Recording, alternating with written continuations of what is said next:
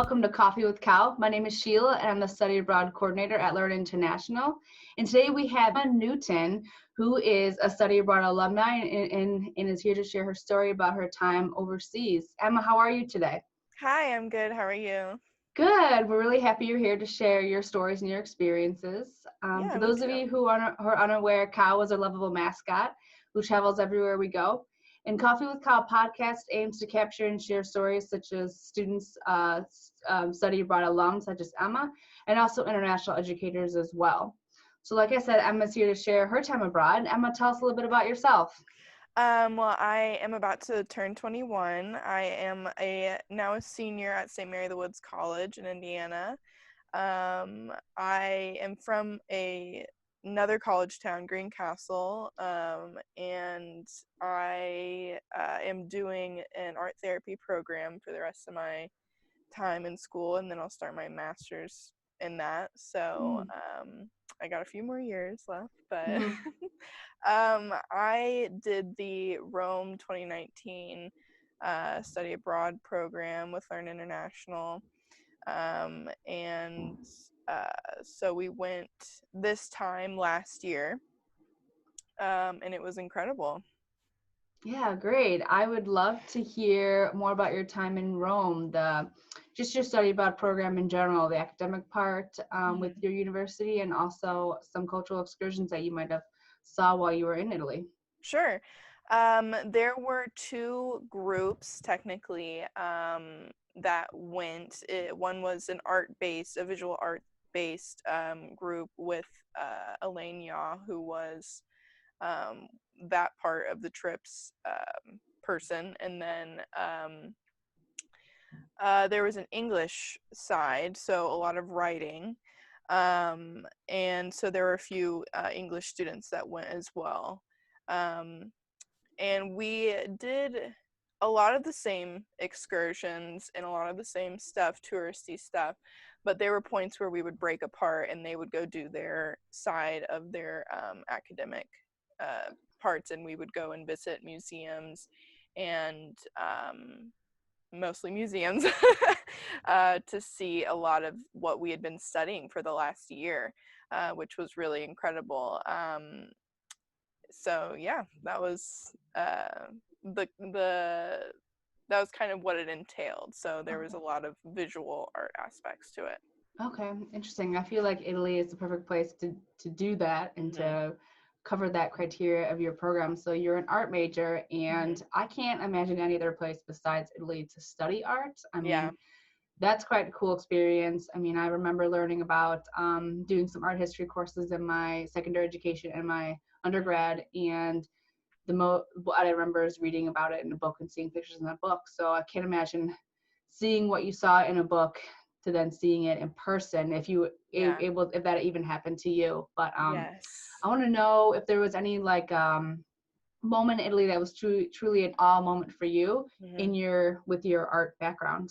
There were so many. There are a few that come to mind, obviously, but I mean, when it comes to art in Italy, it's not just the visual art. It's it's so much more culturally, and it's really just one of the most incredible, crazy experiences to be able to see those paintings and Mm-hmm. those pieces of architecture like in the flesh, Mm-hmm. that you've been studying for such a long time. Uh, there is a town that I really enjoyed visiting outside of Rome, Tivoli, and so it was like that was one of the most beautiful places that I've ever been. But when it comes to what I study, I think what really sticks out in my experience there is when I was able to see Artemisia Gentileschi's paintings up close in Florence. I didn't think that I was going to be able to go to Florence. I didn't know if I would be able to afford it. I didn't know. It wasn't a part of the itinerary.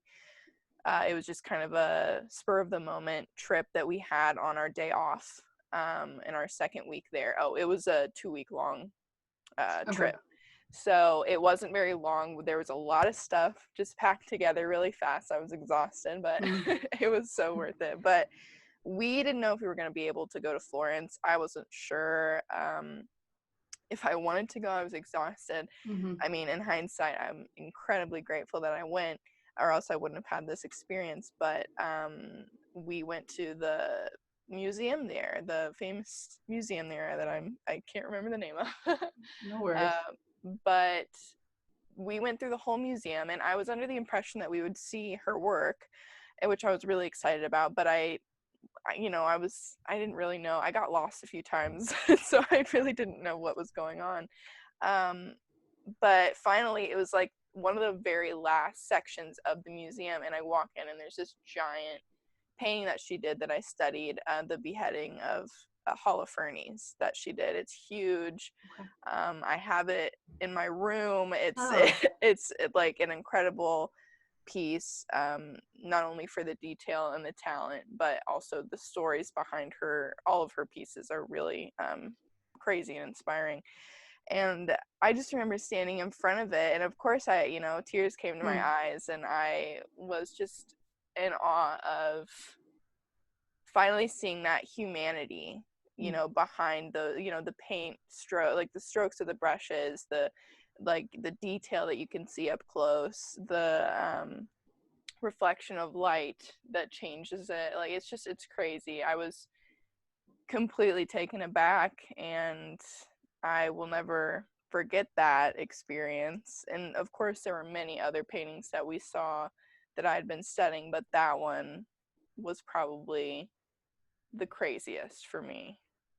Yeah, definitely. That is such a inspiring and crazy story. I love that. I love that you have history with that painting, with that artist, and Mm-hmm. just the fact that you were able to be in that museum and see it in person is just an amazing experience. And that's pretty cool that you had that opportunity. Even though you didn't think you may have that opportunity, Mm-hmm. it became real and it happened. Mm-hmm. So that's such an amazing story. Thanks for sharing that. I love that. Yeah. I love those little stories about study abroad experiences, especially if it's just so meaningful. There's so much history behind it. Mm-hmm. And yeah, that's pretty cool. So you mentioned earlier in the episode that it's been a year since you studied abroad. So this time Yes. last year, Mm-hmm. you were in Italy or you were getting ready to. I was in Italy today, actually. A year ago today, I was making noodles. Wow. That's really cool. I want to know, has a lot, so it's been a year, has a lot Yes. changed for you academically after this program and even personally since you left for the trip, came back, and then had went back into your school and life Mhm. routine? It A lot's changed in the world, so that's the first thing right there, is that I'm incredibly grateful that I was able to go before COVID kind of took Mm-hmm. over that part of the world, even worse than it is here. I think, there are parts in classes where, we'll pull up something. It's like, oh, I was there, or like, oh, wow, I was able to see that, and now I can, talk about that. So academically, I think that's one of the biggest things, is that I was, in some of my classes, I'm able to say, like, yes, I was able to see that up close. It's really incredible. Or yes, I was able to go to that place. Um, I think that uh, I think I miss it more now than I did when I got home. I think I was so incredibly jet lagged and Mm. just exhausted when I first got back, that I was a little dissociated, and I wasn't able to fully comprehend what had just happened. I just was in Rome for 2 weeks. But as the years gone by, I miss it more and more. And the organizer that did the trip, her name is Gigi. She called it Rome sick.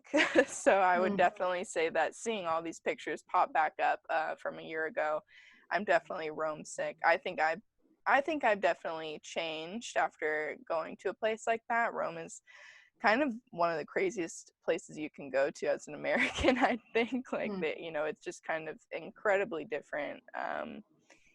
Uh, in good ways and in, kind of bad ways, but there are a lot of things that kind of make you think and make you grateful for what you have, and then make you want more. And it's just kind of, I think personally, I think I've definitely changed after seeing so many different ways of life and so many different, um, even the little things like not tipping the waiters. It's Yeah. those little things that really just make you think about how you live versus how other people live. And of course, the tourist aspect of it. I kind of wish we had more time to break off and go find those little places that tourists wouldn't find. Mm-hmm. There were a few things that we did like that. I wasn't able to go see the catacombs. Okay. Other people were in my group, but I took that day and I slept. I kind of had to pick my battle. But it's just incredible when you come back and you're able to say, like, yes, I was in Rome. And it's a really interesting thing. It's beautiful. I saw some of those beautiful places that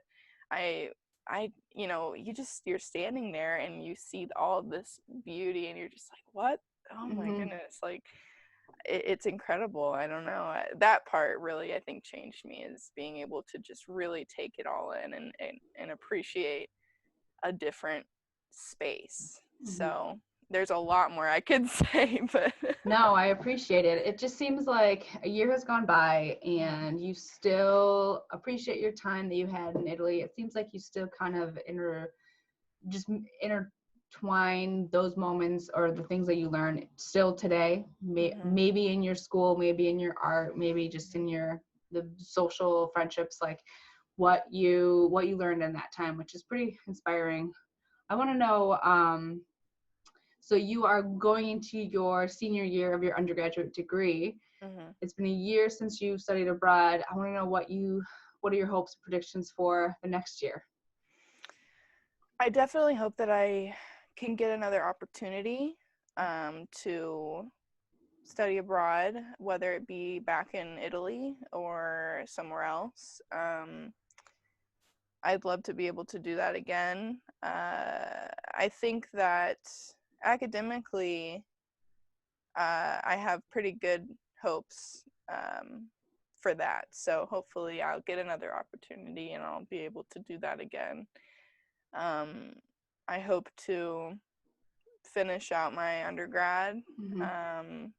and then go straight into my master's. And I think that, you know, even into my career that I choose, I'll be able to take some of those experiences with me and apply them to what I choose to do. I think there's a variety of experiences that I can choose from when it comes to what I want to do with my life. So it's really incredible to be able to look back at some of those experiences in terms of my future. Yeah, that's great. Are there any hesitations due to like what your hopes and predictions are with the current situation that's going on right now, especially with schooling? I don't know if your school has announced if they're going to not do on-campus classes or what they're going to do, but is there any hesitations on like what your predictions are, or you just kind of go as the day goes by? Um, I think I'm more hopeful than any type of prediction. I think in terms of classes resuming in the fall, my school is pretty small. We're pretty contained. I think that it would be easier for us to resume in the fall, like normally. Um, I'm not sure if that will make a difference as to if they do that or not, but Mm-hmm. I I think, it is kind of a day by day situation. I was Mm-hmm. able to get my ring finally Oh, great. at my school. Second semester juniors get a school ring, and it's kind of bigger than graduation in a way. It's like a milestone. And there's a very beautiful ceremony in the church, and we Mm-hmm. wear our caps and gowns, and it's a really important step as a student at the Woods, and it was definitely weird just getting it in the mail.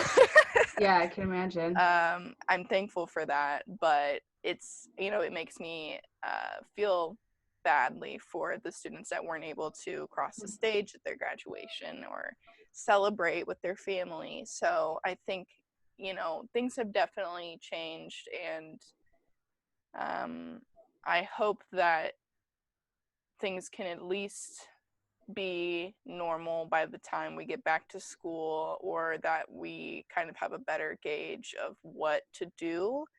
I hope we have things set in place for safety reasons, Mm-hmm. but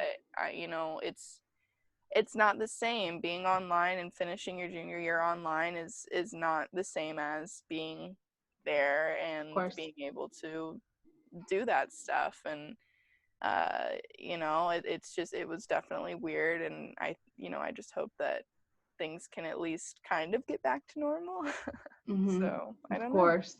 Of course. I want to congratulate you for that milestone at your Mhm. school. I've never heard of such a tradition. That's pretty exciting for someone who has received their ring. And Yeah. I mean, it's a symbol that you're probably almost done with your undergraduate degree. Am I Mhm. correct? Is that what Yes. part of the symbolization is? Yeah. So that's pretty exciting. And I also want to thank you for being here today, Emma. We Yes. really Thank you. appreciate your time. Lauren appreciates your time, and we loved hearing your story about your time in Italy. Yes. Thank you for having me. I can talk about it forever. Good. We could listen forever, so you can always come back if you want to have more to share. But for the listeners, you can find this episode on our Learn International YouTube channel, and information on our social media platforms such as Instagram, Twitter, YouTube, LinkedIn, and Facebook. And with the hashtag LearnINTL. And on our YouTube channel, you can find episodes such as Emma's that talk about their study bar experiences, or directors and faculty who work in international education. And tune in next time for another great story, just like Emma's. And Emma, thanks again so much. And we Thank hope you. you stay well and have a good summer and an exciting final year for your undergraduate degree. Yes. Thank you for having me. All right, bye. Take care. Bye.